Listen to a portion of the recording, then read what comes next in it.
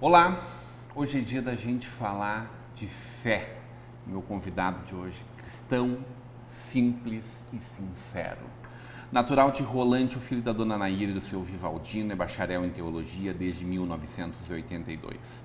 Marido da Giovana, já foi âncora da RBS TV de Uruguaiana, é escritor cronista do jornal NH há 20 anos e já congregou em São Borja, Uruguaiana e Pelotas. Atualmente, o pai da Lara e do Pedro está em exercício do Ministério Pastoral em Novo Hamburgo e hoje vem contar um pouco da sua história sobre os 500 anos da Reforma Protestante. Hoje teremos uma conversa de peso com o pastor Marcos Schmidt. Seja muito bem-vindo, pastor Marcos Schmidt. Eu estava te falando antes da gente estar gravando aqui, que acho que nós nunca tínhamos conversado pessoalmente, Sim, né? Exatamente. Mas, além de acompanhar muito as tuas crônicas no jornal NH, as tuas reflexões, na verdade, tem uma referência de ti, de todas as pessoas que conversam, que te ouvem, de que tu é uma pessoa extremamente estudiosa, leitor voraz, contumaz e que estuda muito. É isso mesmo, pastor? Seja muito bem-vindo. Não sei se é tanto assim, né? Porque a gente não tem muito tempo, às vezes, para as atividades, mas, claro, que a gente tenta se informar, ler. Teologia é uma coisa que a gente tem que sempre estar também buscando mais conhecimento, né? Mas tem gente que... Mas é uma verdade que não muda há 2000 anos, né? Exato. As coisas estão postas desde sempre. Sim, exatamente. Quem muda muito é a gente. É a gente, né? Mas sempre, claro que acho que aquilo que a gente sempre aprende, coloca, tem que focar no que está acontecendo, né? Então sempre tem essa... acho que é a importância de colocar aquilo que está na palavra de Deus, na Bíblia, dentro de uma contextualização, né, daquilo que está acontecendo. Acho que isso é necessário na vida das pessoas, né? Não deixar apenas lá o que está há 2000 anos atrás, ou aquilo que aconteceu no passado, ou aquilo que é para nós hoje, né? Porque a palavra de Deus, na verdade, é algo que é referência para nós hoje. Perfeito. Natural de Rolante. Rolante. No meio da natureza. Me criei nos fundos da casa da minha mãe, ainda lá, vou sempre no dia de folga, segunda-feira está lá, os dois rios, Areia e o Rolante se encontram, né? Passaram por aquela tragédia em janeiro, né? Tanto a casa da minha mãe como da minha sogra. Foram afetadas. Foram, perderam tudo dentro de casa, Puxa a gente vida. foi lá, né? Barro, mas é isso aí, né? Claro, aquela situação trágica, mas... Não tinha acontecido antes aquilo ainda? Enchente sempre aconteceu lá, né? É. Mas chegava até a casa, porque nos fundos passa o rio, se encontram os dois rios. Mas por aquilo que é a Mesopotâmia ali, é isso? Exatamente, estou ali no Jardim do Éden, né? Para mim né? Nos fundos eu cuido muito, tenho assim, uma preocupação ambiental bastante, né? Imagino que criado no meio do verde. Me criei pescando, subindo os morros lá, né? Então, claro que os morros lá em cima, no Mascarada, que deslizaram e aconteceu aquela tragédia, que aquela represa que foi formada pelas mata e barro, né? E aquilo veio como um tsunami. Então, esse foi o problema. Irmão de um genealogista, um querido amigo, Nélio, né? Uma família de 6 irmãos. Somos 6 irmãos, né? Mais alguém teve a vocação religiosa? Sim, eu tenho um irmão que é pastor na Alemanha, né? O João Carlos, faz 20 anos. Uma irmã gêmea, a Miriam, né? Casada com um pastor, né? Que é pastor no Texas, né? Ali, o Eli Prieto, brasileiro, mas estão há 15 anos lá. E o Nélio também é casado com uma filha de pastor, família muito voltada ao trabalho da igreja, né? Sempre, né? Então a gente teve essa vocação por aquilo que também, primos meus, tios que são pastores, né? Então a família tem uma vertente, tem uma tradição fé muito forte, de igreja, né? A gente se criou muito, meu pai caminhoneiro levava a turma dali onde nós moramos, onde a gente morou ali na vila de Rolante, o pessoal subia no caminhão, levava lá para cima, a nossa igreja fica numa lomba lá em Rolante, né? Um lugar bonito. Então a gente se criou, de fato, dentro da igreja e a vocação veio por uma coisa natural. Que chamado foi esse? Na verdade... Tinha alguma coisa que te envolvia ou tu via as pessoas fazendo e achava que aquilo ali era um bom caminho para ti? Na verdade, com 15 anos, 14 anos, terminei o ginásio lá em Rolante, daí o meu primo, que é filho de pastor, o Jonas, vou entrar no seminário, né? Então, na verdade, era um curso pré-teológico. 14, 15 anos, não sabe muito o que tu quer na vida. Então, na verdade, isso foi uma coisa meio natural, chamado natural. Imagino que naquela época e onde tu morava, com uma visão de mundo bastante limitada. Exatamente, também. né? Eu acho que todos nós saímos de casa cedo, né? Ali, então, Rolante naquele tempo não tinha assim muita, o pessoal saía para estudar e ter uma vida melhor. Então, eu fui no internato, fiz o meu segundo grau de pré-teológico em São Leopoldo, onde hoje é o Seminário Concórdia, e a minha formação foi em Porto Alegre, no Seminário Concórdia, lá no Montserrat. Então, por 9 anos vivendo em internato, uma vida muito legal, né, tranquila, sem um conhecimento muito de mundo, né? Porque hoje sim, nosso seminário tem um trabalho junto com a UBRA, né? Então já o pessoal dali, já internato, também vão para Canoas e tem uma visão mais assim, acadêmica de fora da realidade internato de igreja, né? Então a minha vida foi, depois quando é jogado para fora, né? Quando te forma, pouco tu entra na realidade. Eu com 23 anos era pastor, fui colocado, fiz o meu curso de estágio em Foz do Iguaçu, em 81.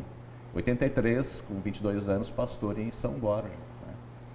Daí lá, solteiro ainda, depois fui para Uruguaiana, né? Onde tive uma coisa uma experiência bem interessante trabalhar, né? na RBS. E daí casei, a minha esposa também é de Rolante, né? Depois fui para Pelotas e desde... uma comunidade maior. Comunidade maior, fronteira nossa, eram comunidades pequenas, né? Sempre na fronteira ali, né? E depois, então, em Pelotas é uma comunidade grande, já com mais outros colegas, uma estrutura, onde de fato eu posso dizer assim, meu ministério antes e depois de Pelotas. E de lá, então, vim para cá em 2005, desde março, estou aqui na comunidade de São Paulo, Novo Hamburgo. E muito envolvido no dia a dia da cidade como um todo, Marcos. Exato, porque a cidade já de Novo Hamburgo está dentro, né, dentro da cidade ali, né? A igreja com portas abertas, nós temos um trabalho ali de ficar a igreja aberta durante o horário de bancos, então muitas pessoas entrando ali, nossos gabinetes, trabalho com 2 colegas, um envolvimento muito grande na comunidade dos membros e também na cidade, né? Isso é legal quando está assim, de fato, tendo espaço, né? Que nem agora, antes da gravação, estava lá nos Correios, né? Então, hoje, essa semana, está sendo gravação, agora a semana da prevenção dos acidentes, né? Então, a semana da CIPAT deles. Exato, né? Então, nos convidaram também para ter uma conversa com eles, né? Então, é isso, a gente está envolvido e isso é legal, nos dá muita satisfação nesse trabalho. Que momento foi esse para o protestante, para o luterano, que foi os 500 anos da Reforma? É muito interessante, né? Eu acho que, claro que todo ano a gente lembra, 31 de outubro, mas para o mundo todo foi um marco, uma data que... Ele não impactou apenas nos cristãos, ele impactou no mundo inteiro, no mundo realmente. Inteiro, né? Claro que a reforma luterana, o protestantismo trouxe uma mudança radical na sociedade como um todo, né? Questão política, social, né? Mas que o mundo foi sentir realmente lá em 1800, 1900, né? Isso. Mas que veio lá 500 anos atrás, a partir né? daquela Naquela quebra. cidadezinha, eu pude conhecer, meu irmão que é pastor na Alemanha, mora em Stuttgart, então fazem dois anos, né? Tive lá a oportunidade de conhecer a Alemanha e também conhecer os caminhos de Lutero, conhecer Wittenberg, então toda aquela região que por um bom tempo pertenceu à Alemanha Oriental, né? E depois com a queda do muro, a Alemanha toda, né, teve que revitalizar aquela parte e também aquela cidade toda, aquelas cidades todas. Está bem cuidado ali? Bem cuidado, é muito bonito, né? Acho que, de fato, a Alemanha, porque investiu bastante nesse patrimônio, né? Mas, assim, na questão religiosa também, hoje nós temos um diálogo muito grande, né, com as igrejas, especialmente com a Igreja Católica, ela também reconhece, né, que de fato haviam aqueles abusos, que hoje tenta se entender por Lutero como alguém que percebeu isso, né? E outros haviam tentado fazer aquilo que Lutero tentou, mas não conseguiram, né? João Hus, 100 anos antes, foi levado à fogueira, né? Só não foi levado à fogueira, não foi na Inquisição, Lutero, porque, de fato, a Alemanha estava toda ali, a Europa, sendo invadida pelos turcos, né? E havia também ali os príncipes da Alemanha, a questão política, não estavam mais gostando da maneira como a igreja na época envolvida com a política. Igreja Central. A Exatamente. Santa Fé, Então eles queriam uma libertação, né? E também Lutero foi colocado como alguém, um agente, um revolucionário político. Não era a intenção dele, né? Mas o que ele fez também trouxe essas consequências. Mas para nós cristãos, ele foi aquele que apontou para Cristo, né? Tem uma imagem de Lutero, uma pintura, porque Lutero também ele era não só escritor, teólogo, mas era uma pessoa que gostava de arte, né? Então, o que ajudou bastante a reforma luterana na época foi a própria invenção da impressão, né? Já fazia 50 anos que a impressão havia sido descoberta por Gutenberg. Então, aquilo que Lutero escrevia, as próprias teses, a Bíblia, tudo já foi a internet da época, né? E foi a quebra de paradigma talvez mais forte, da planificação, da ampliação do conhecimento. Exatamente. Né? Que até então a igreja mantinha para ela, né? Restrita a mosteiros, a pequenos núcleos, né? Exato. E eu acho que o alemão e o protestante, de maneira geral, ele sempre fez questão de explanar, de multiplicar isso. Essa era a ideia, né? Porque Lutero, a igreja até então dizia que a pessoa culta era aquela que entrava no mosteiro, né? A questão religiosa. Lutero diz, não, todas as vocações são válidas, né? Então, ser pai, ser médico, ser advogado, todas as vocações, né?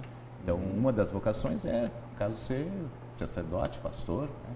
Mas a igreja colocava isso como a principal, a pessoa já estava no céu, né? Tanto que Lutero, nesse entendimento, entrou no mosteiro, né, para ser sacerdote. Mas ali descobriu que não é bem assim. Depois, então, ao traduzir a Bíblia, né, ele coloca a linguagem para o povo, né? E daí as pessoas finalmente começam a ter acesso à cultura. Tanto que a ideia era a seguinte, ao lado de cada igreja uma escola, né? Não adiantava traduzir a Bíblia se as pessoas não soubessem ler. Então, e assim foi aqui no Sul, quando chegaram aqui os primeiros migrantes. Exatamente. Então, essa foi acho que o grande efeito, né, não só religioso, né, de apontar para aquilo que é a essência da cristandade, mas dignificar o ser humano como um todo. Maravilha. Tu falaste que nasceu acompanhado, isso? Isso, a minha irmã, a Miriam. Algumas pessoas falam que a gente nasce sozinho e morre sozinho. Uhum. Me parece que a tua missão de vida já nasceu acompanhado e tu carrega contigo esse Deus poderoso ao longo de toda a tua vida. Exato. Uhum. Que verdade é essa e como é que se professa essa fé em 2017? Uhum. Com tantos prazeres que nos chamam, de todos os sentidos, da tecnologia, Sim. até todas as facilidades que a informação e que as coisas estão no mundo de hoje. Como lida com tudo isso? Como é que faz para pastorear um povo com tantas dificuldades? Vamos conversar sobre isso na volta do intervalo. Hoje numa conversa de peso com o pastor Marcos Schmidt.